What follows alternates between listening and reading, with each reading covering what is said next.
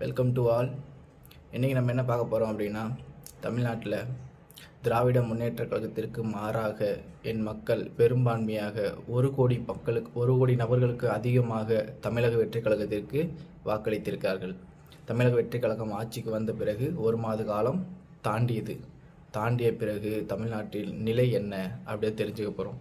குற்ற சம்பவங்களின் நிலை என்ன, ஒரு நாளைக்கு நடக்கக்கூடிய குற்ற சம்பவங்கள்.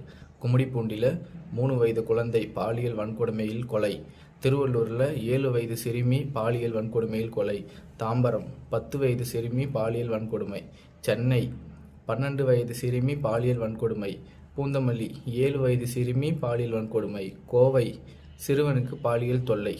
இந்த இப்போ சொல்லக்கூடிய 7 நிகழ்வுமே 7 இல்லை 6 நிகழ்வுமே ஒரே நாளில் நடந்த நிகழ்வு. தமிழகத்தில் பாலியல் வன்கொடுமைக்கான குற்றங்கள் நாளுக்கு நாள் அதிகரித்து கொண்டே இருக்கிறது.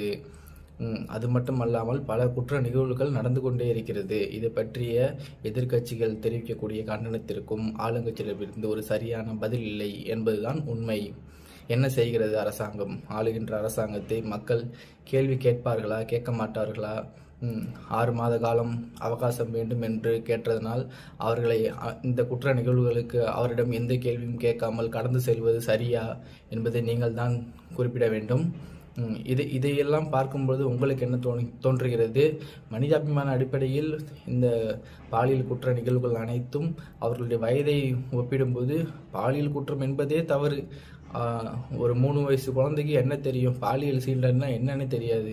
அந்த குழந்தைக்கு பாலியல் குற்ற நிகழ்வு நடந்திருக்கு.